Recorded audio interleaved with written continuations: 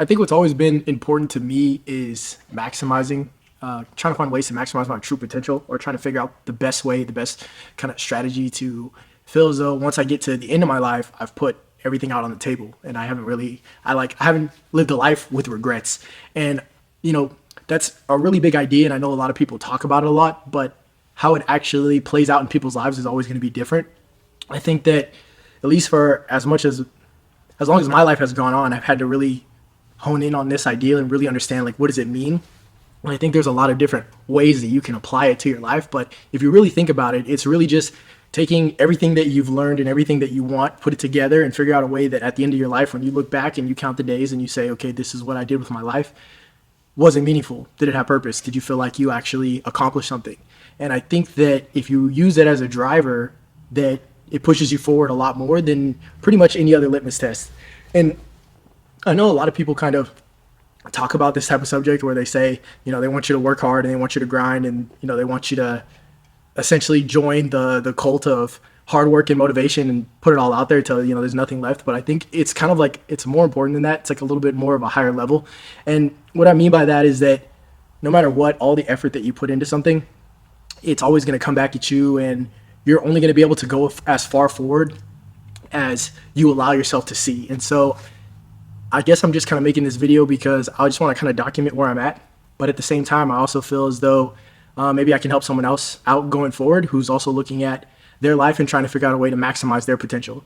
So if I was to go back, let's say a decade, I'd have to really think about where I was and what I wanted to achieve. And a decade ago, I was still in high school.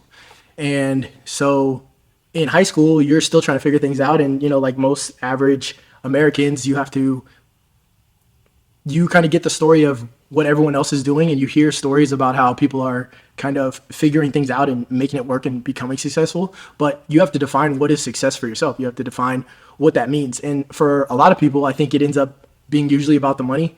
And for me, I thought that was super important because when I was getting older, you become more materialistic and you want a lot of things. And so it's not something that I would just say that you can just put to the side and not care about. I think it's super important. But I think as time went on and I was able to develop individually, I think I wanted more than just seeing money as success. And so as time went on, I kind of developed a sense of self where it was less important about just making the money, and it was more important about kind of completing myself as like a human. And that goes back to what I was saying about leaving it all on the table, because what does it mean to complete yourself as a human? Well, that's something for you to define yourself. That's something that you can, as time goes on, work on and figure out what exactly that means. But for me, as I was able to think about it more often, I kind of realized that for me, I wanted to complete myself. So I wanted to be a human who wasn't missing anything. And so I think that money definitely plays a big part, and it definitely allows you to gain some things that are like status, and it's a proxy for certain character traits like hard work and intelligence. But at the same time, I didn't want to be somebody who just had the look of something. It's kind of like when you see a multimillionaire who's fat, it's like they gained all this weight, but they're driving a Lamborghini. It's like, can you really be envious of this guy's lifestyle? Like, yes, on one point, it looks like he's made it, but at the same time, he's incomplete, right? And so like, I would always see that, and I would say like, it's motivating, but to what extent? Because he didn't complete himself. He didn't do all the work. He focused in on one thing, but he didn't go all the way. And so for me, that kind of gave me an opportunity to see what was it that I wanted for myself, for my own life. And as I was putting more and more of the pieces together, I could get more clear on the vision of what it was that I wanted for my life. And I think that over time, it becomes easier for everyone to see what exactly it is that they're chasing. And so as time went on for me, I would go ahead and I'd see that, first I'd go ahead and almost like find an opportunity where I could have a life plan that not only allowed me to have success by like the contemporary means of it, but also a plan of success where I felt happy and motivated to wake up every morning and keep going after it. And so, as money was a big factor, and I think that is a good starting factor for a lot of people because it builds up those character traits. I think that also building the mind and the body as well are just as important, and you need to have them all follow in tandem, because skipping one aspect of it makes you at the end incomplete. And no matter what, however far you get in one of those categories, if you skip one of the other ones, you're always incomplete, and so you'll always be missing something. So nobody wants to be a fat, lazy billionaire. Like you want to be somebody who has all of the traits already put together at the end, right? Because what does it mean for you? It means that at the end of your life, when you come down to the end, you've put it all on the table and you were able to actually enjoy the life that you were given, right? Because at the end of the day, you say life's pretty much a gift. Like no one should be taking life for granted. And you can actually, if you actually want to reach your true potential, if you want to max out. And I think that when it comes down to maxing out that potential, there's another factor that you need to keep into.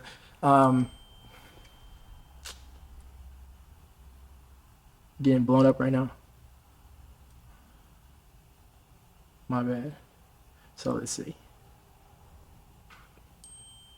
Damn. All right. So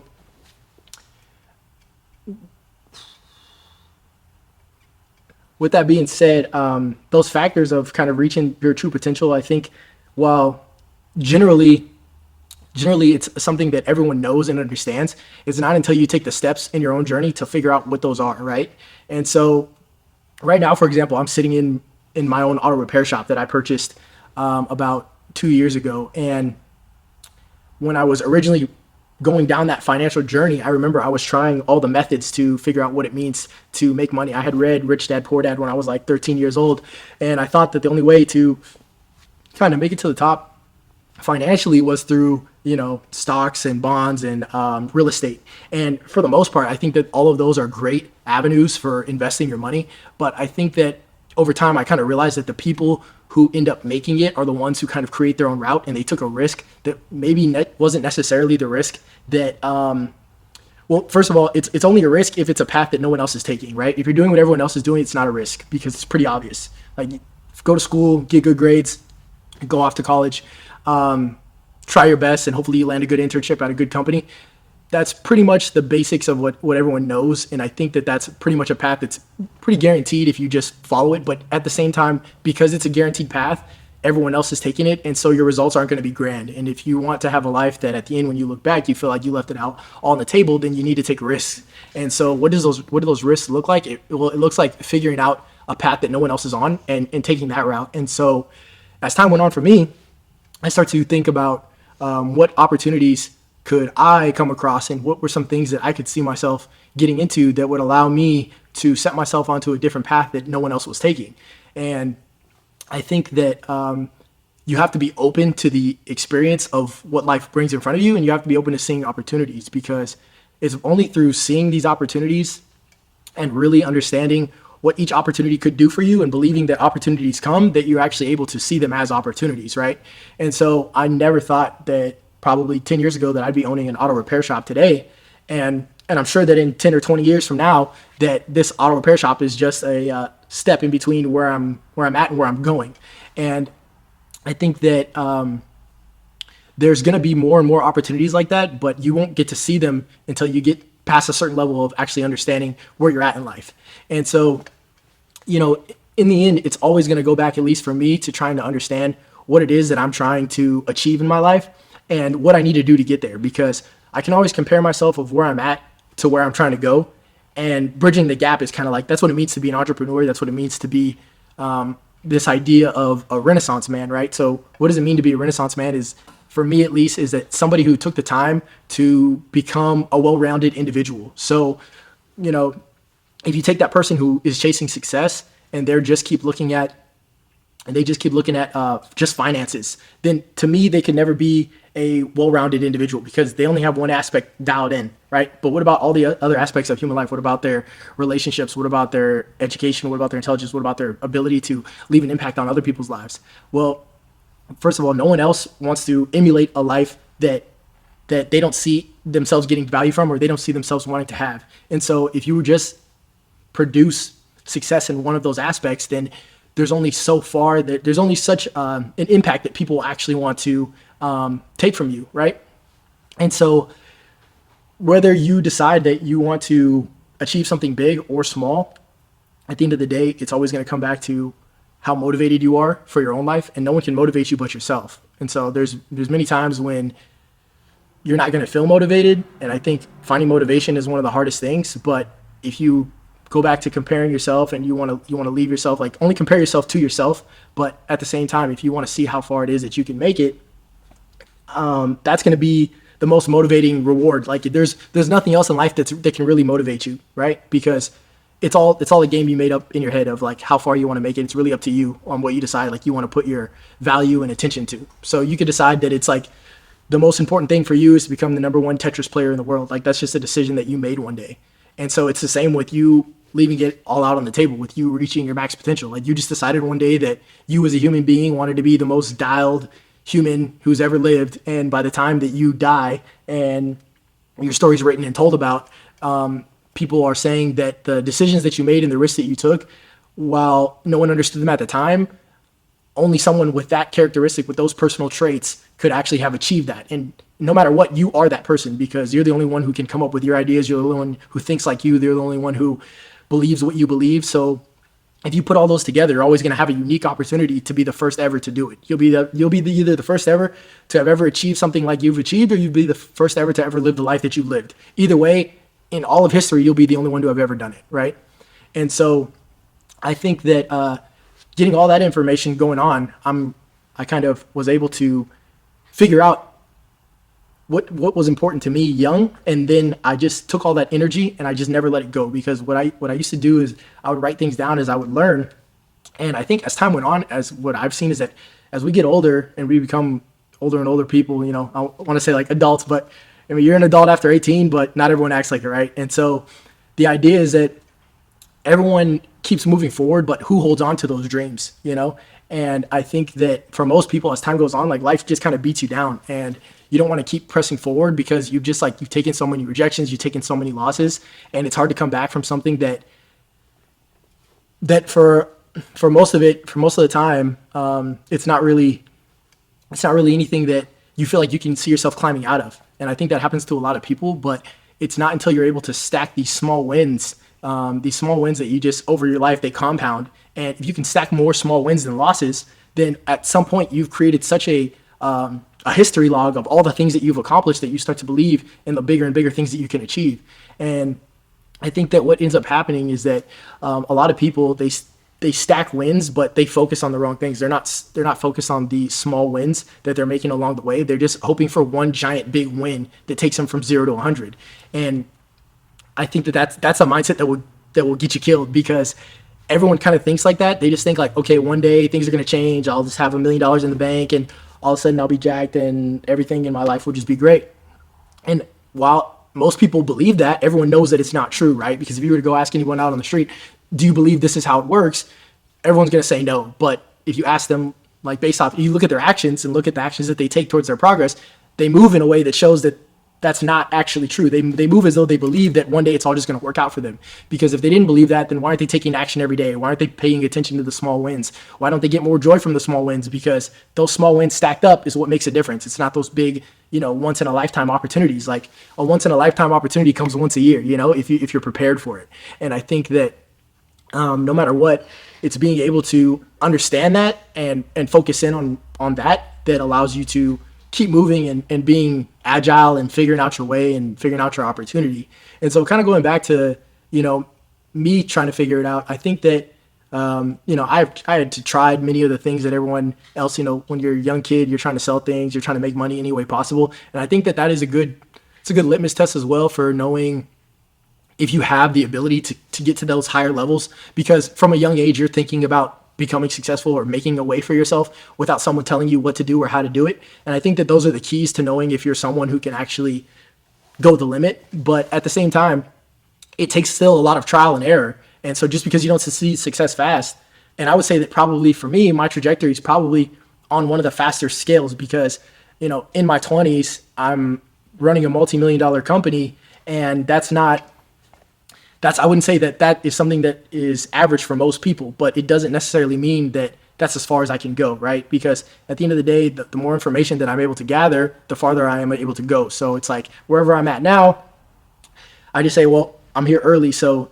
if I can just keep the same speed as time goes on, I'm able to really maximize that. And so by the time I hit 40, 50 years old, I should be even farther than what I thought I could achieve when I originally started out on the journey, right? And so kind of how I came across the business was that I realized that I'd read Rich Dad Poor Dad. I realized that, reading these real estate books, that there was an opportunity to invest and to buy assets. But what they don't kind of tell you is that there's always these assets to buy, but what are those assets? And so everyone's always thinking stocks, bonds, real estate.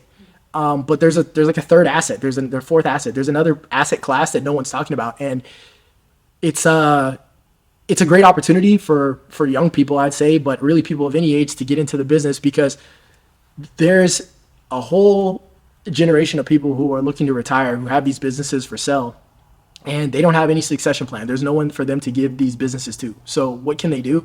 Well, that's when I had the epiphany. I realized, so if I get into the game now and I start buying these companies from all these retirees, all these boomers who are trying to basically figure out a way for them to spend the rest of their lives in South Florida, well, how can I merge those two? Well, I'm hungry, I'm motivated, I have spent, a decade of research trying to figure out the best monetary plays and what can I do to put myself in a position to win. And like I said, preparation and opportunity always meet. And so because I had been waiting for this opportunity and I started to see what it could do, I'm starting to compare it to my real estate. And when I was in the military, I had bought a rental property, and I started doing the math, and I'm like, even though my rental property was cash flowing great, I'm making $1,000 a month. I'm looking at the numbers. I'm like, it's going to take me 20 houses before I'm seeing $20K a month. And I'm not even including capital expenditures. So when the roof goes bad, there goes like 6 months of profits out of the way. And so I'm doing the math. I'm like, this is going to take me forever to get to the goals that I want to take. And so I'm trying to figure out another route. What's another way for me to still make it to that level? And I think that as time goes on, there's a good quote that I like that it basically explains that there is no path for anyone to take. It's just that as time goes on and they keep learning and they keep growing, the path actually becomes narrower to where they don't have to make a choice. They just go forward. They just go straight. They just do what they know they have to do.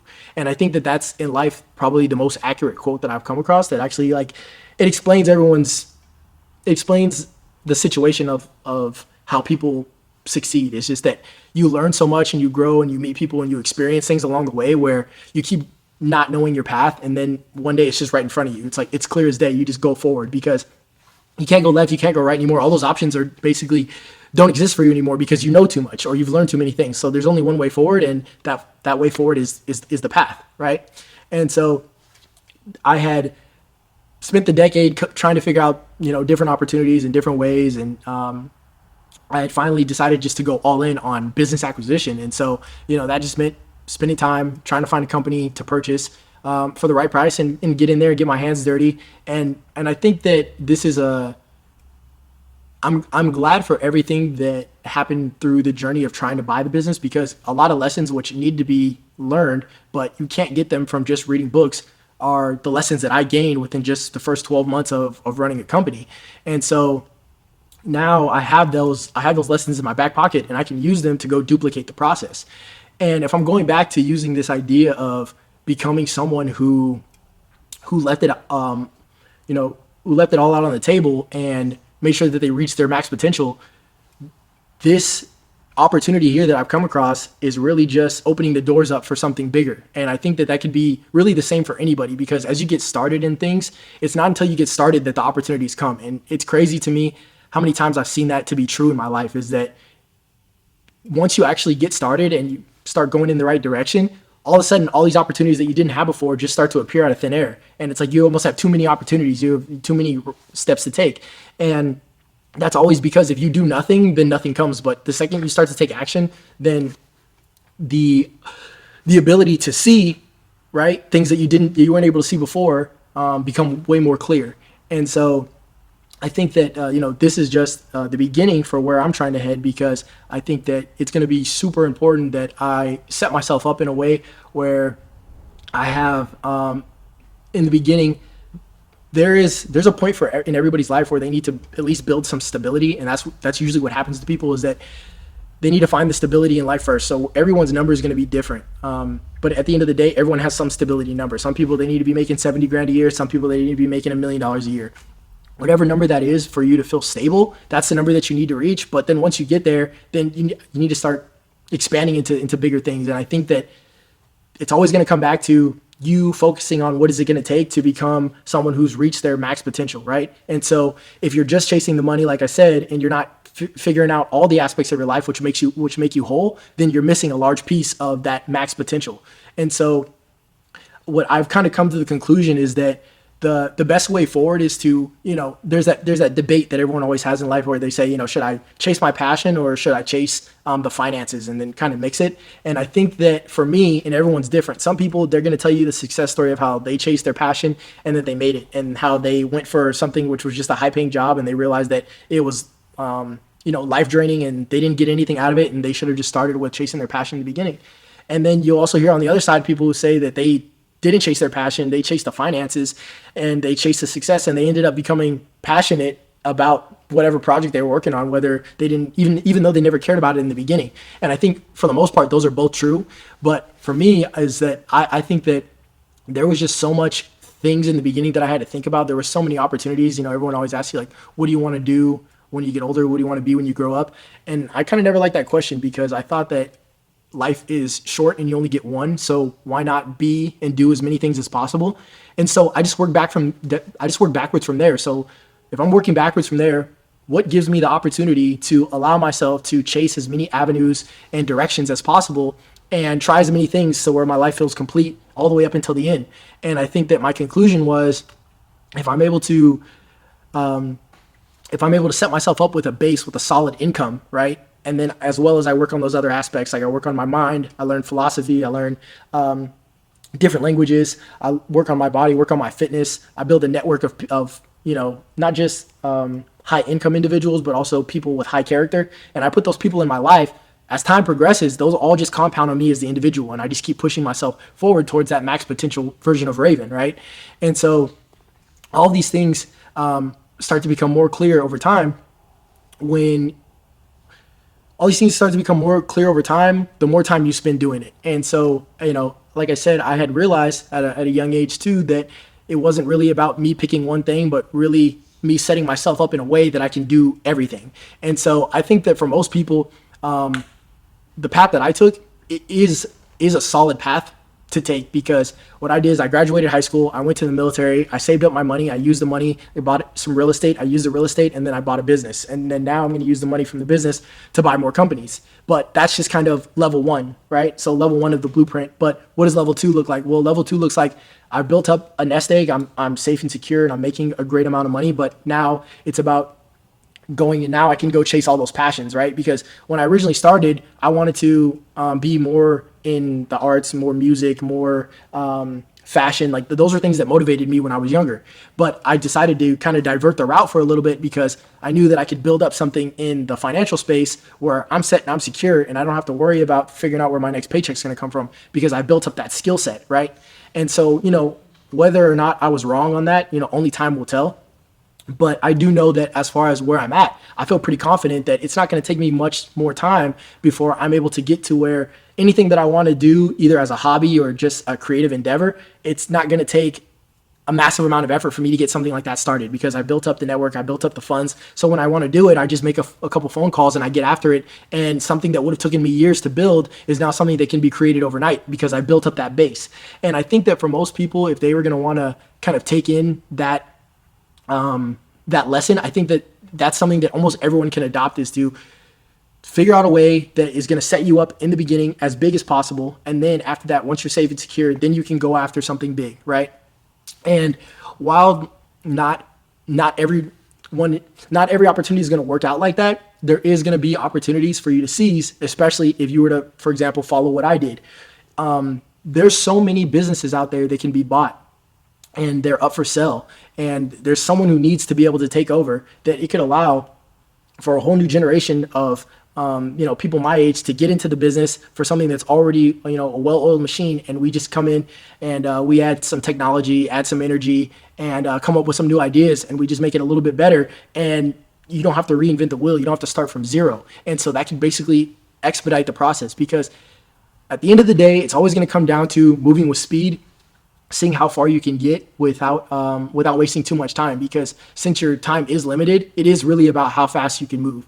Speed does kill, because if you don't move fast enough, your life can flash before your eyes. And I think that happens to most people because they don't take the severity of speed as seriously. And I think that what speed looks like is different for everyone, but at the end of the day, it's always going to come down to speed. And so while I would say that you should not compare yourself to other people, it's definitely important to compare yourself in terms of speed, because you want to be able to see where you're at versus where you should be. And if you're only looking at yourself, then you can take your whole lifetime and never be fazed by how slow you really moved. But if you actually do start to compare, then you can see how fast other people are moving. You spend time around other people who are moving fast, and you'll start to see how slow you really are. And you need that speed, because it's only through action and it's only through trial and error that you can actually become something, right? Because no one ever figures it out the first time, right? No matter what, it's always the trial and error that builds the character of the person. And that's the joy of the journey, is that you get to build, right?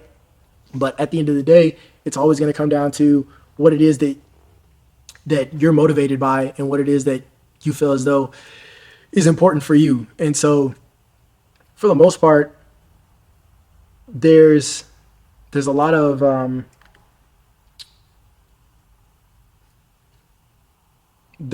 personal and self-belief mindset things that you guys are going to have to learn, but you cannot learn them without first trying things.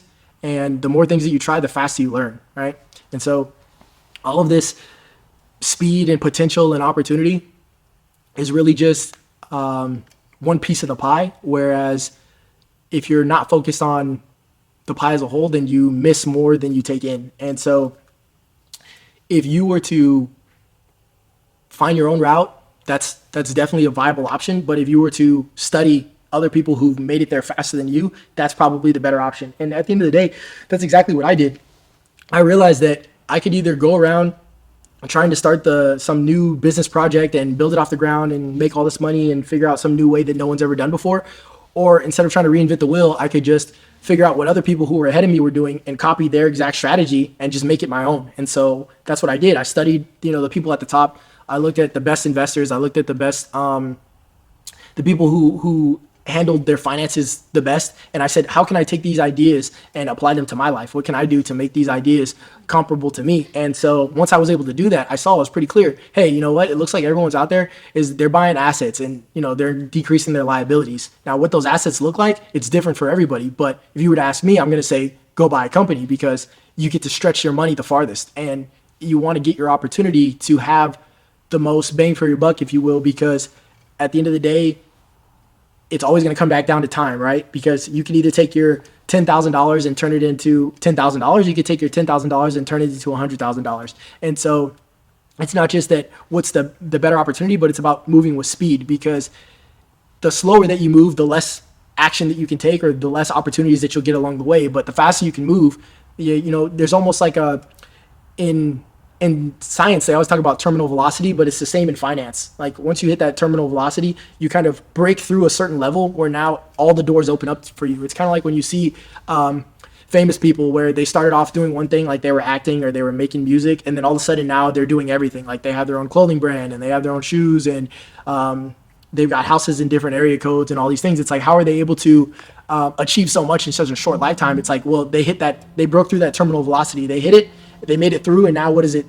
They've set themselves up now to move at a speed that seems almost impossible to the average person. Because how is it possible that you're able to have a multi-billion-dollar companies and be world-renowned and be known as one of the best, sports or entertainment individuals in the world? So it's all because they had that original push to get them to a certain level. But once they break through, then all the doors open up, and it's really just what paths you want to take.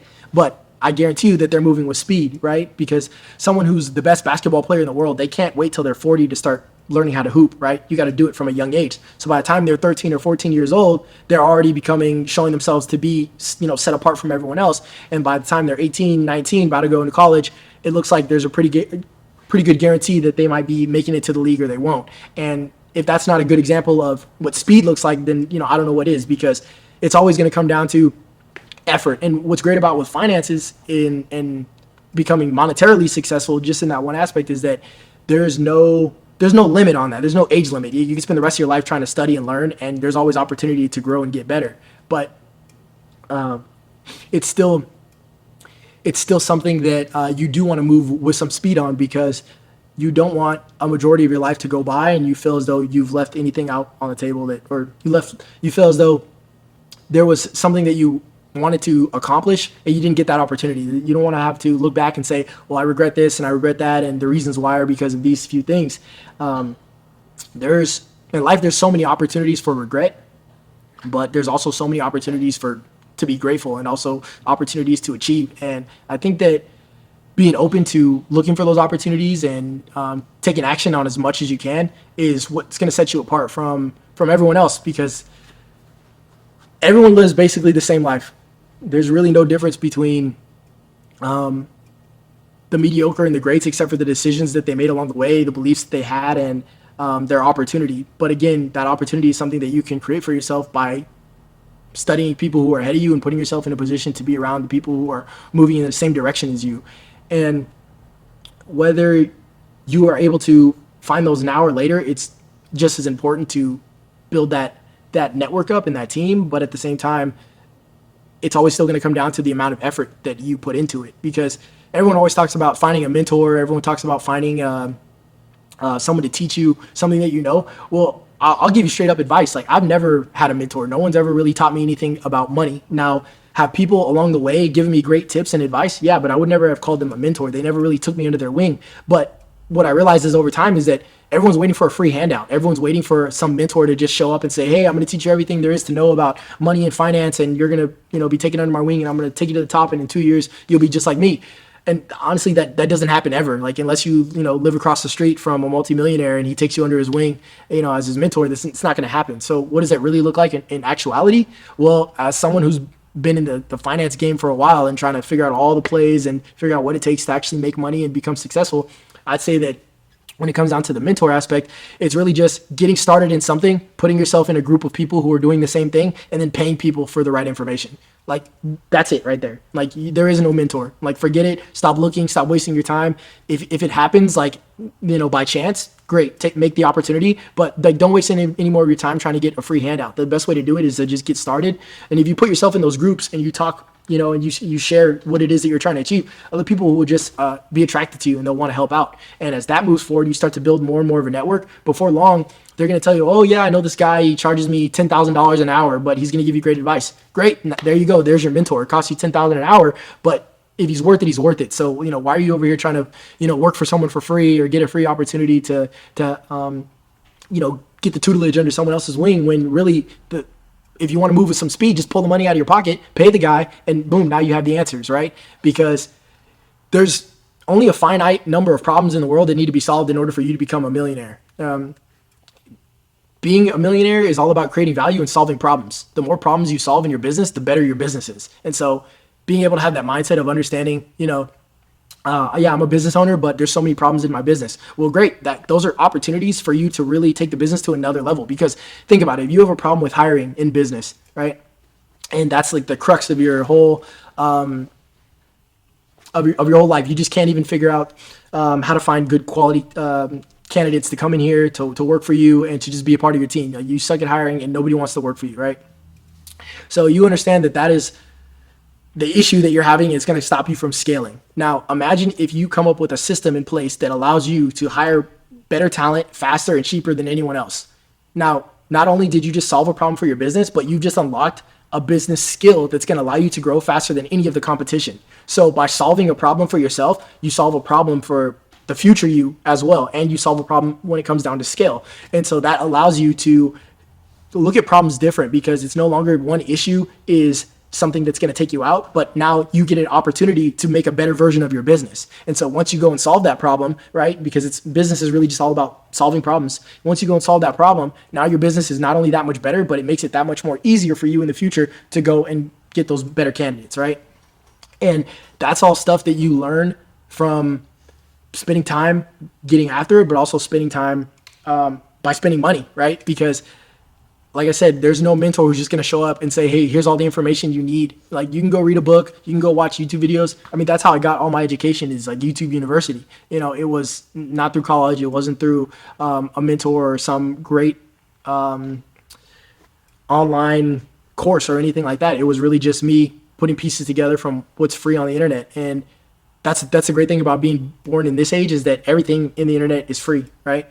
And so if there's anything you want to learn, with a quick Google search, you can get the answers. So it's all about how much effort that you put after understanding that information. I was probably 14 or 15 years old when I really understood the power of the internet. And I said, you know, I could really do anything with this. And if I put my mind to it, I could teach myself any subject and I could learn any pieces of information. And then I just kept that mindset. I just kept that mentality, even if it wasn't necessarily true, even if I couldn't teach myself everything, I kept the mentality, and it served me well versus someone who just said, you know, there's too much out there, or there's not enough, or there's no guidance.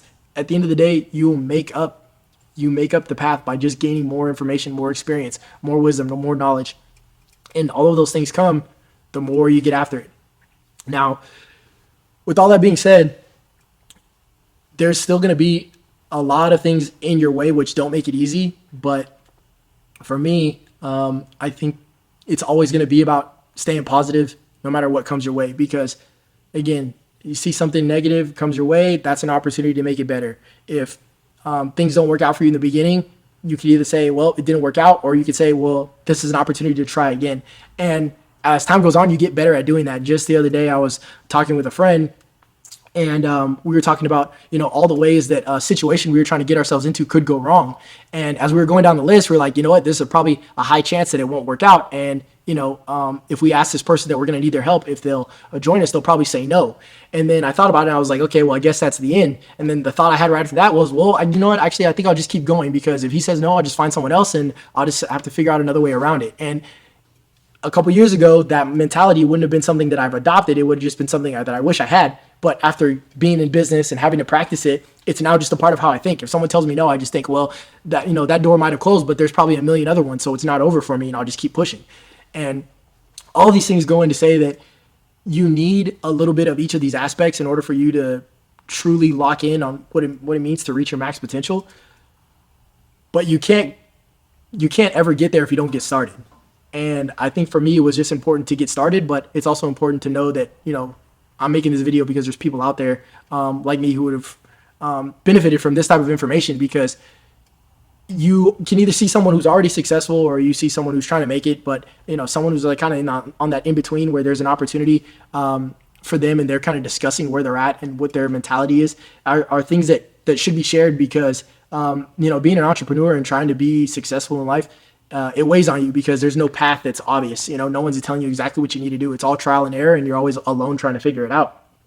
But that's also kind of the joy of it, right? Because, you know, I was telling another friend not too long ago that it's going to be pretty boring one day when, you know, I'm sitting on my yacht counting my millions and I've already accomplished everything, right? Because what's the joy in that? You've already got to a level where everything comes easy, right? So it's only on the journey, on the way up to the top of the mountain, that you're really having the most fun, that you're really doing everything that you wanted to do. And I think that's where you get the most fulfillment. And now I'm in that time where I get to like take a step back and realize that's exactly where I'm at right now. So if that's where I'm at, then I should be pretty happy, because I know for sure I'm on my way, because I'm not at 0, but I know I'm not at 100 yet either. So I might be at 20, right? Which means I got 80 more to go, which is great, because I've already gotten started, and, you know, the path gets clearer and clearer over time. But it's not that everything's already set in stone. So I'm still carving out my way, and I'm still getting to make the future my own. And as time goes on, too, what you decide your max potential looks like can change. It doesn't always have to be one thing, but the idea stands the same, is that you want to put in max effort to reach your max potential. So when you look back on your life, you can say that I gave it my all and I have no regrets. And that's just the information that I want to leave you guys with. I think that's what's important. And that's pretty much it right there. So I'm done.